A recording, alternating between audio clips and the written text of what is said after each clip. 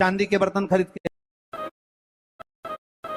धनतेरस की पूजन का सबसे बड़ा महत्व यही है।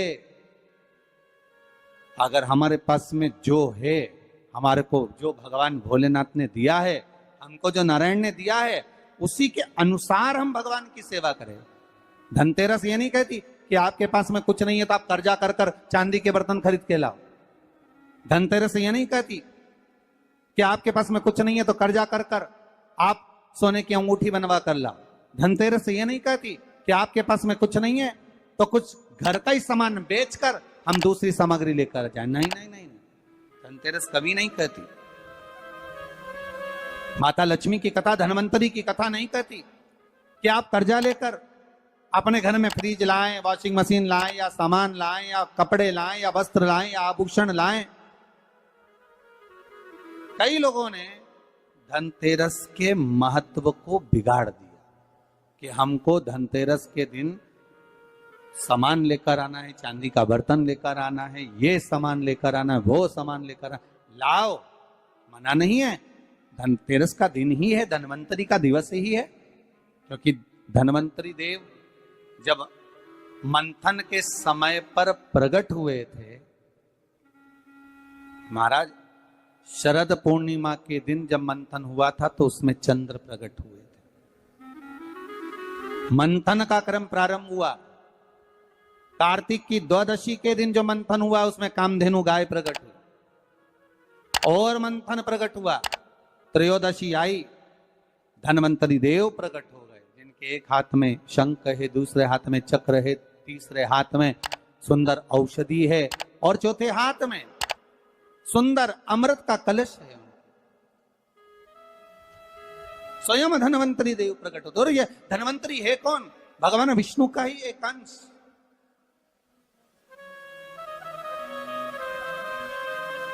त्रयोदशी को धनवंतरी देव प्रकट हो गए।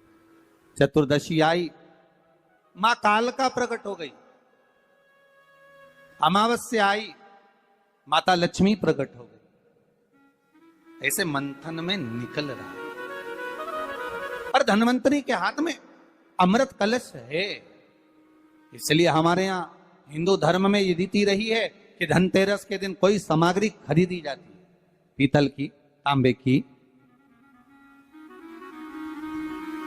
कोई वस्तु हम खरीदते हैं। पर आज का समय का जो फैशन बढ़ता गया तो कहा साहब चांदी के बर्तन खरीदना जरूरी है, चांदी का सामान खरीदना जरूरी है, सोने का पात्र, सोने की वस्तु खरीदना जरूरी है, ये सामग्री खरीदना। तो यहाँ शास्त्र नहीं कह रहा कि महाराज इतने महंगे महंगे पदार्थ खरीदो और घर में कर्जा कर लो। शास्त्र तो यह कहता है कि धनवंतरी की पूजन करना है आपको। अगर आप एक सामग्री भी लेकर आ रहे हैं तो उसमें आपका भाव जुड़ा होना चाहिए, कर्जा नहीं जुड़ा होना चाहिए।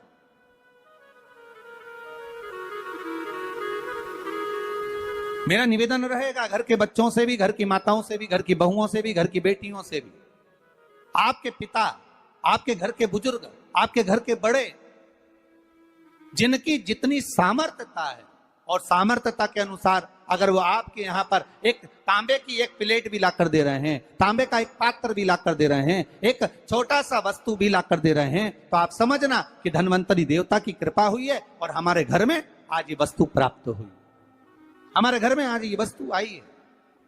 उसी को आप स्वर्ण की मान ले, उसी को आप चांदी की मान ले और उसी का पूजन करें।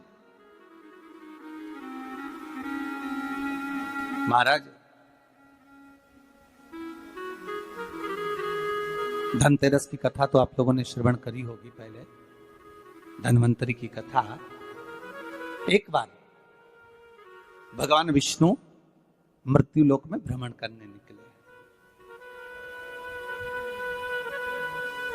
और भगवान विष्णु जब मृत्यु लोक में भ्रमण करने के लिए निकलते हैं, बड़े आनंद में जा रहे हैं। नारद देवऋषि नारद उनका दर्शन कर रहे हैं। श्री नारद जी महाराज देख रहे हैं भगवान विष्णु जा रहे हैं, माता लक्ष्मी इनके पीछे पीछे चली।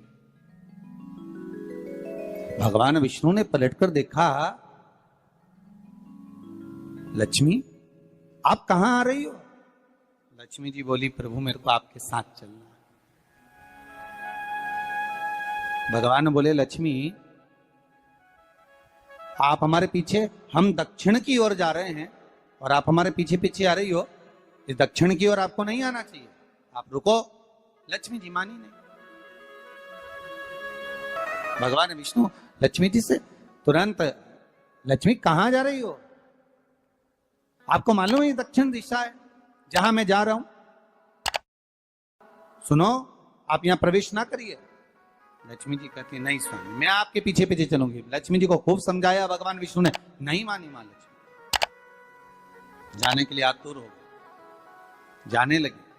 और माता लक्ष्मी जब जाने लगी, भगवान समझा समझा कर रह गए, समझा समझा कर भगवान रह गए, नहीं मानी, चल दी, पीछे पीछे जा। भगवान रोक रहे, नहीं मानी। चलते चलते लक्ष्मी जी ने क्या देखा कि एक सुंदर गन्ने का ईख का एक खेत है।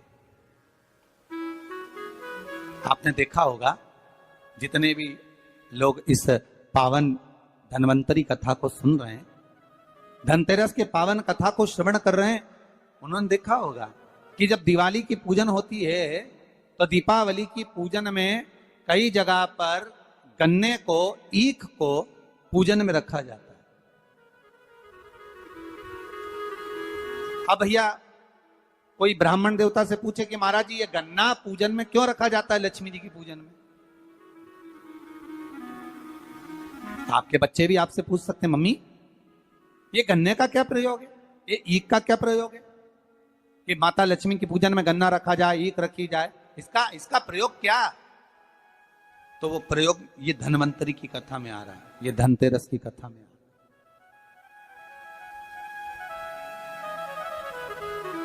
महाराज, हिंदू धर्म के अंतर्गत भगवान की पूजन में जो जो सामग्री चढ़ती है उसका कहीं ना कहीं कुछ ना कुछ प्रमाण जरूर रहता है, जरूर।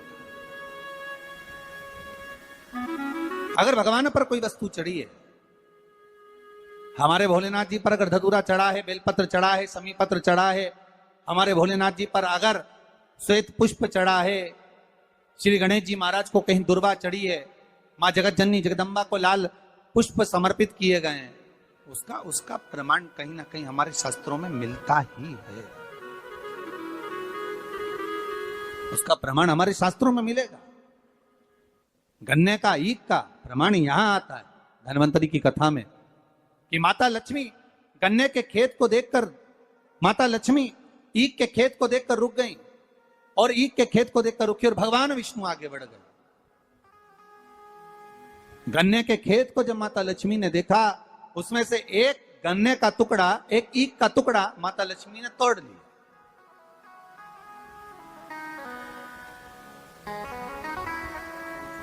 अब जब गन्ने का टुकड़ा तोड़ा, ईख का टुकड़ा जब माता लक्ष्मी ने तोड़ लिया, तब उस गन्ने को तोड़कर माता ने मुख में उसको खाना, चबाना चालू करा। उस गन्ने का रस माता प्राप्त करने लगी।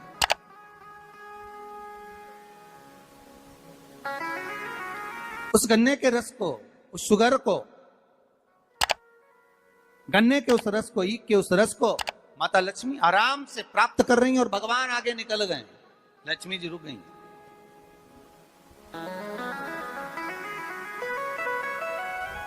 देखा माने, स्वामी तो आगे चले गए। स्वामी ने पलटकर देखा, लक्ष्मी गई कहां? भगवान जब वापिस आ रहे थे लक्ष्मी जी को ढूंढने के लिए, देखने के लिए, तब माता लक्ष्मी उस गन्ने के खेत में खड़ी होकर गन्ने को खाते हुए जब देखी गई, भगवान विष्णु ने कहा, लक्ष्मी आपने श्रेष्ठता का कर्म नहीं करा। बहुत सुंदर प्रसंग है महाराज जी, ध्यान दीजिएगा। किसी के खेत में चना लग रहा है, किसी के खेत में गन्ना लग रहा है, किसी के खेत में कोई फसल लग रही है, खेत के मालिक से बिना पूछे अगर तोड़ ली जाती है, प्राप्त कर ली जाती है और उसका सेवन कर लिया जाता है, तो उसका भी दोष हमारा हिंदू धर्म बताता है, हमारे शास्त्र बताते हैं कि उसका भी दोष है। पहले भी कथा में कहा, 5 चोरों की कथा कही थी, उसमें वर्णन किया था, भगवान को बिना दिए जो खा ले वो भी चोर है। बिना पूछे कोई वस्तु उठा ले वो भी चोर है। किसी के घर में बिना पूछे प्रवेश कर जाए आपने दरवाजा नहीं बजाया, आवाज नहीं लगाई, बेल नहीं बजाई और आप घर में प्रवेश कर गए, चोर। चौथा, महाराज किसी का सामान रखा था, बिना पूछे उठा लिया गया, रख लिया गया, वो भी एक चोर है। और पांचवा, माता पिता को दिए बिना जो एकांत में अपने कमरे में जाकर खा ले, वो भी चोर है। परमात्मा को दिए बिना, माता पिता को दिए बिना, घर के बुजुर्गों को, घर के बड़ों को दिए बिना भक्षण कर लेना, पा लेना, वो भी चोरी। उन 5 चोर में एक चोर का प्रमाण यहां पर आ जाता है महाराज जी कि किसी के खेत में, किसी के भवन में, किसी के घर में अगर आप प्रवेश कर रहे हो, किसी की कोई वस्तु रखी हुई है, उसको पहले आज्ञा लीजिए, पूछिए क्या हम ये ग्रहण कर सकते हैं, क्या हम ये ले सकते हैं। किसी के घर में प्रवेश कर रहे हो तो पहले आवाज लगाइए, दरवाजा बजाइए, बेल बजाइए, क्या मैं अंदर आ सकता हूं, क्या मैं प्रवेश कर सकता हूं। प्रवेश कर। महाराज जब प्रवेश हुआ, लक्ष्मी जी ने गन्ने को तोड़ा, लक्ष्मी जी ने गन्ने को तोड़ा, खाया ईख को, देखा भगवान नारायण को बड़ा क्रोध आया। नारायण बोले, ए लक्ष्मी तुम क्या कर रही हो? तुमने क्या खेत के मालिक से, किसान से पूछा? उस किसान से आज्ञा ली आपने कि मुझे गन्ने खाना है, मुझे ईख खाना है, मुझे इसका रस प्राप्त करना है? आपने आज्ञा ली है? आपने पूछा है? माता लक्ष्मी जी हंसकर मुस्कुराकर बोलती है, पूरा ब्रह्मांड, पूरी पृथ्वी, संपूर्ण विश्व हमारा ही तो है।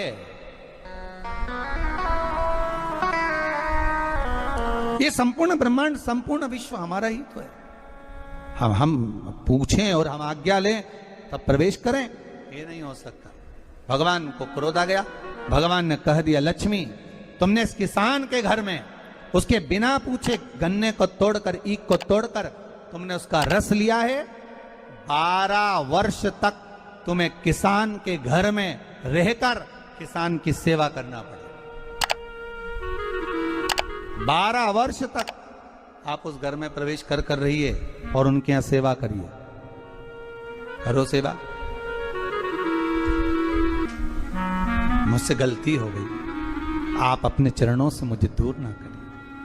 भगवान कहते हैं, सुनो लक्ष्मी, तुम्हें 12 वर्ष तक उस किसान के घर में, उस किसान के खेत में रहना ही पड़ेगा, रहना ही पड़ेगा। आपको किसान के खेत में रहना, ठीक है। लक्ष्मी जी रह रही हैं, किसान के यहाँ सेवा कर रही हैं। ऐसी रही लक्ष्मी मैया के किसान के घर में धन, वैभव, सत्ता, प्रतिष्ठा सब मिल गई, सब कुछ आ गया किसान के घर में, सब कुछ।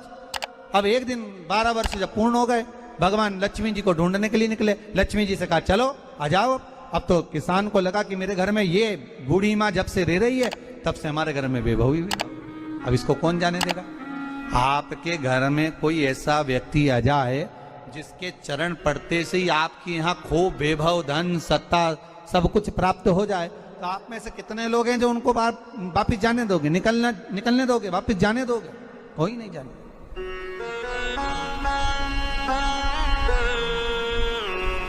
महाराज कौन जाने? थोड़ा और रुक जाइए, और रुकिए, और रुकिए। माता जाने का कहती हैं, किसान रोक लेता है।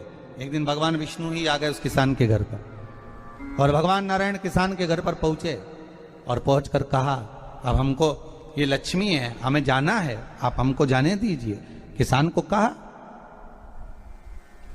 किसान पहचान नहीं पा रहा। भगवान बुजुर्ग का रूप रख कर आए, जैसे लक्ष्मी एक बूढ़ी का रूप रखकर सेवा कर रही है, उसी तरह किसान भी बूढ़े का रूप रखकर सेवा कर रहा है। महाराज भगवान ने किसान को कहा कि तुम गंगा नहा कर आओ, तब हम जाएंगे। गंगा नहाते समय किसान के हाथ में कौड़ी दे दी। 4 कौड़ी लेकर किसान गंगा नहाने गया। जैसे ही गंगा जी में कौड़ी डालने को कहा, गंगा मैया प्रकट हो गई। किसान पूछता है, आप कौन? गंगा जी कहती हैं, मैं विष्णुपदी गंगा हूं, आप क्यों प्रकटी हो? गंगा जी ने कहा, आपको मालूम है ये कौड़ी किसने दी है? नहीं। तुम्हारे घर में जो है वो नारायण है। नारायण ने दिया। अब दौड़ कर गया और नारायण के चरणों को पकड़कर कहा, नाथ आप क्यों आए हो ये तो बताओ। भगवान ने कहा, आपको मालूम नहीं, मैं लक्ष्मी को लेने आया हूं, पर लक्ष्मी को तो मैं अपने यहां रखना चाहता हूं नाथ, मैं इसको छोड़ नहीं सकता।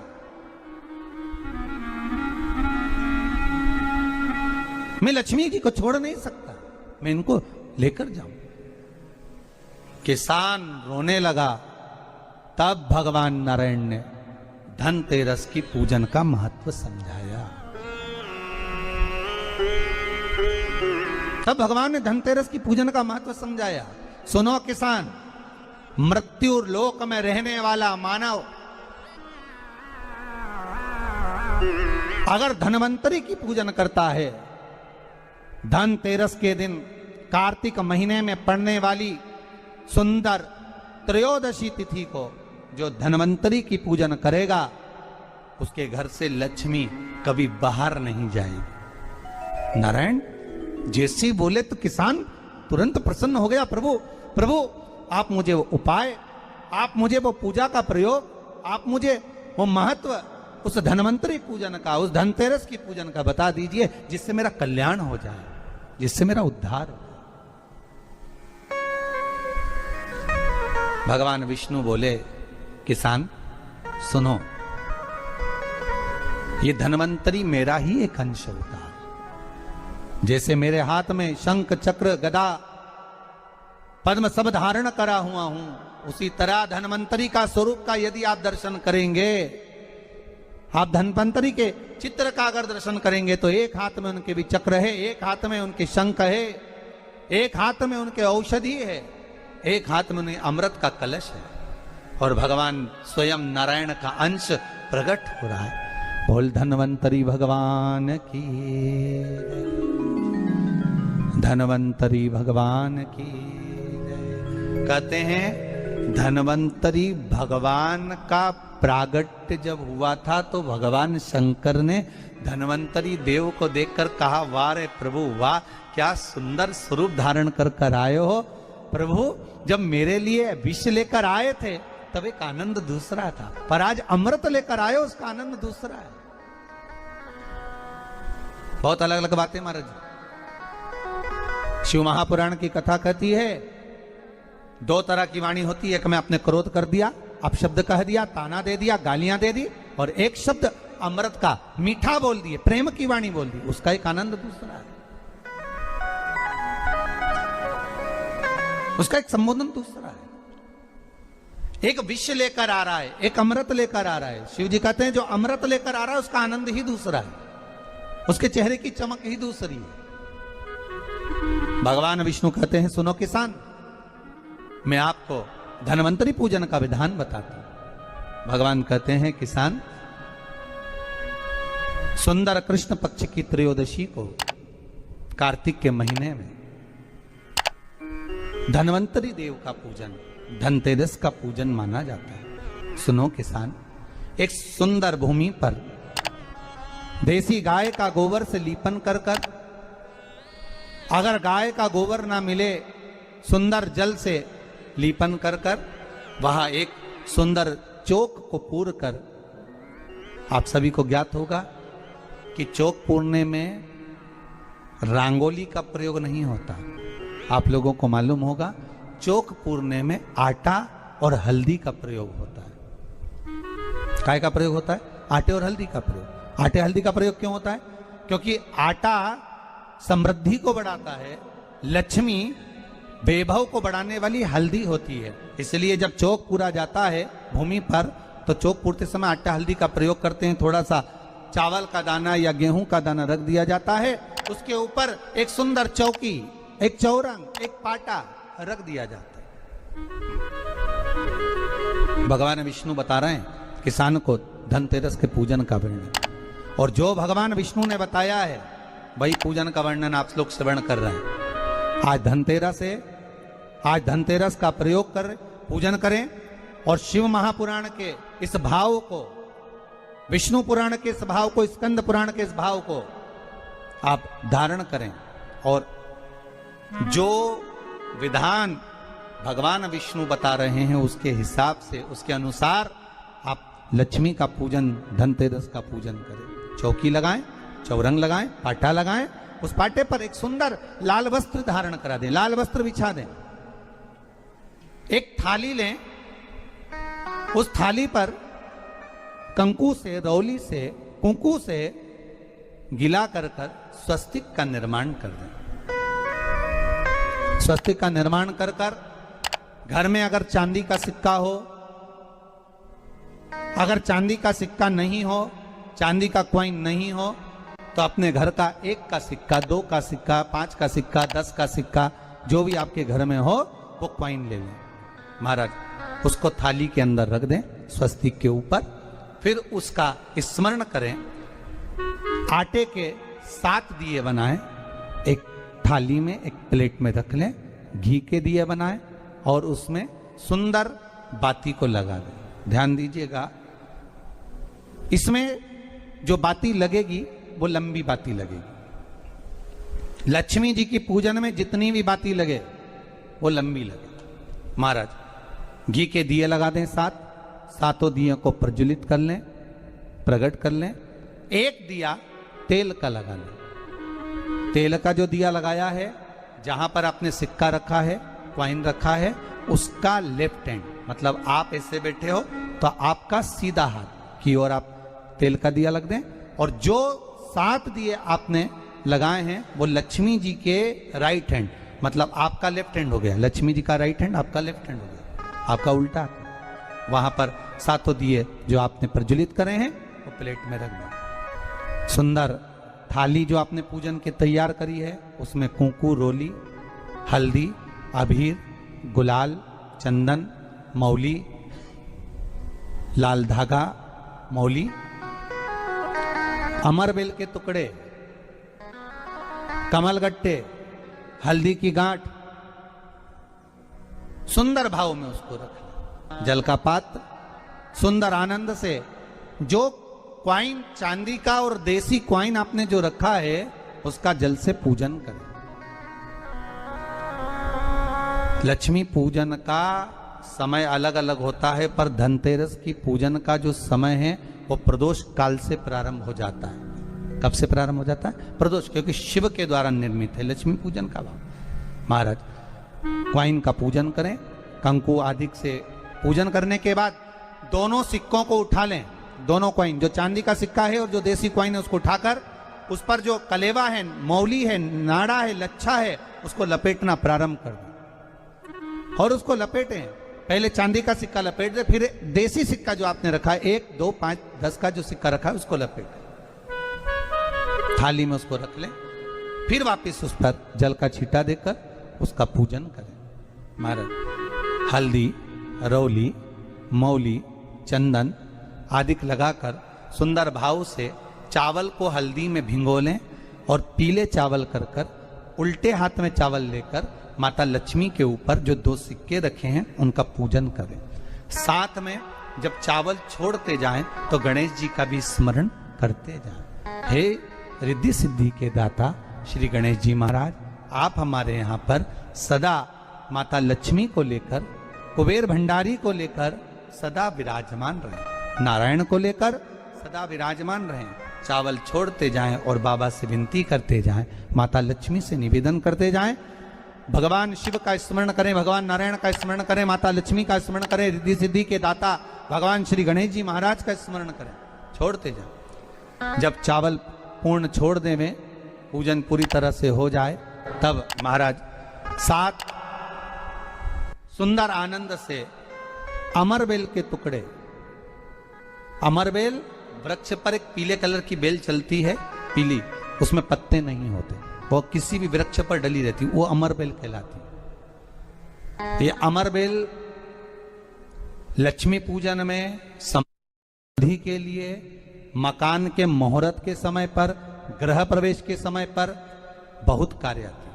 महाराज ये अमरबेल को पानी की जरूरत भी नहीं पड़ती, आप रूप किसी वृक्ष पर डाल दी जाए वो अपने आप फलती चली जाती है। उसी तरह हमारे यहां भी हम भगवान से यही प्रार्थना करते हैं, जैसे अमरबेल बिना पानी पड़े भी किसी भी वृक्ष पर डाल दी जाए पनपती जाती है, बढ़ती चली जाती है, ऐसे हमारे घर में बेभव लक्ष्मी बढ़ती जाए, अमरबेल के 7 टुकड़े, कमल गट्टे 7, हल्दी की गठान 7 माता लक्ष्मी को समर्पित कर दें। दोनों हाथों में हल्दी पिसी हुई लीजिए और माता लक्ष्मी के ऊपर उसे चढ़ाना प्रारंभ कर दीजिए। 7 बार पिसी हुई हल्दी वो सिक्कों पर चढ़ा दें, अपनी मनोकामना कर कर अपने घर में माता लक्ष्मी को विराजमान करने के लिए। जब हल्दी पूर्ण चढ़ जाए, हाथ में कुंकू ले लीजिए, रोली ले लीजिए, उस रोली कुंकू को भी माता लक्ष्मी को समर्पित करिए। तब इसके पश्चात सुंदर जो भी घर में मिष्ठान हो, मीठा हो, नहीं हो, शक्कर हो, गुड़ हो, मिश्री हो, जो भी आपके पास में हो, खड़ी शक्कर हो, वो भगवान को माता लक्ष्मी को भोग रख दीजिए। अगर कुछ मीठा बना हो तो मीठा रख दीजिए। महाराज घर में संपूर्ण पूजन कर कर आपके घर में जो देवालय में भगवान बैठे हैं उनका भी पूजन करिए।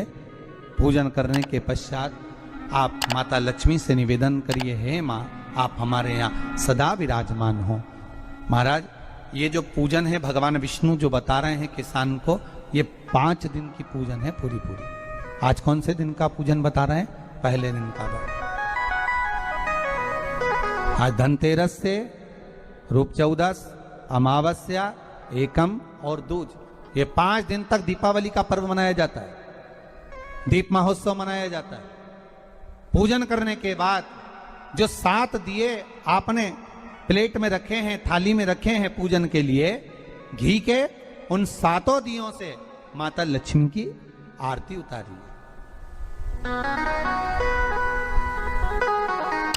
उन 7 दियों से माता लक्ष्मी का पूजन करिए। माता लक्ष्मी से विनती करिए, मां हम आपके पुत्र हैं, मां आप हमारे घर का रास्ता भूल गई हो, मां बहुत कष्ट है, बहुत दुखी है मां। पर भगवान शिव पर विश्वास कर कर, कुबेर भंडारी पर, कुबेरेश्वर महादेव पर विश्वास कर कर, भगवान नारायण के सुंदर प्रसंगों पर विश्वास कर कर, मां भगवान शंकर का अनुमोदन कर कर, हे मां आप हमारे घर में विराजमान हो, मां आप हमारे मार्ग को, हमारे घर को, हमारे घर के रास्ते को, हमारे घर के द्वार को आप भूल गई हो मां। हे बेबहू लक्ष्मी, हे धन लक्ष्मी, हे संतान लक्ष्मी, हे मां लक्ष्मी, हे धान्य लक्ष्मी, आप हमारे घर में विराजमान हो। 7 दीप जो प्रज्वलित करे हैं उससे माता की आरती उतारिए। फिर माता को झोली पसार कर प्रणाम कर कर भूमि पर नमन करो। जब झोली पसार कर प्रणाम करें, झोली को अपनी ओर गिरा लें और माता को नमन कर कर जो 7 दिए आपने लगाए हैं, उन 7 दिए को अलग अलग स्थान पर ले जाकर, जैसे घर के हॉल में, एक रसोई घर में, एक जहां पर आप लक्ष्मी रखते हो उस स्थान पर, एक घर के द्वार के पास में, एक तुलसी के क्यारे के पास में, ऐसे अलग अलग 7 स्थान पर उन दीप को रख दिया जाए। महाराज एक भगवान का जहां पूजन हुआ है, लक्ष्मी की जहां आराधना करिए, एक दीप वहां पर भी रखा जाए।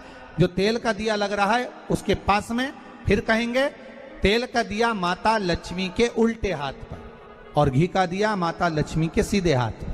मतलब जो सिक्के आपने रखे हैं उस सिक्के का उल्टा हाथ तेल का, मतलब आपका सीधा हाथ होगा जहां तेल का दिया रखाएगा, और जहां आपका उल्टा हाथ होगा जहां पर घी का दिया लगाएगा, वहां माता जी का सीधा हो गया, आपका उल्टा हो। माता का स्मरण, माता लक्ष्मी से निवेदन करिए, हे मां कृपा सागर, करुणा सागर मां आप भगवान विष्णु के साथ विराजमान हो, हाँ भगवान नारायण के साथ में हमारे यहाँ सदा विराजमान हो मां, ऐसी कृपा कर दीजिए। महाराज मां से विनती कर कर बड़ा उत्साह, बड़ा उमंग, बड़ा आनंद रखना, ये भाव रखना घर में। भगवान विष्णु कहते हैं किसान से, हे किसान आपने अगर धन्वंतरी की पूजन करी है, धनतेरस की पूजन करी है, कोई वस्तु, कोई सामग्री अगर आप लेकर आए हो, कोई पात्र लेकर आए हो, कोई तांबे का पात्र लाए हो, जो भी वस्तु आप नहीं लेकर आए हो उसका भी पूजन उसी दिन कर लेना चाहिए।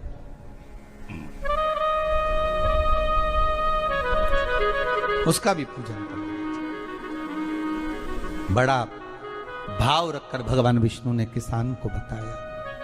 बड़ा भाव, किसान सुनकर बड़ा प्रसन्न हुआ। नारायण प्रभु, क्या मां फिर मेरे घर में रहेगी? भगवान कहते हैं, सुनो किसान, ये लक्ष्मी, अगर आप धनवंतरी का पूजन करते हो, धनतेरस का पूजन, सुंदर कार्तिक के महीने की कृष्ण पक्ष की त्रयोदशी को अगर आप कर रहे हो, तो ये लक्ष्मी भले मेरे साथ वैकुंठ में जाकर रहे, पर लक्ष्मी का एक अंश तुम्हारे घर से कभी नहीं जाएगा।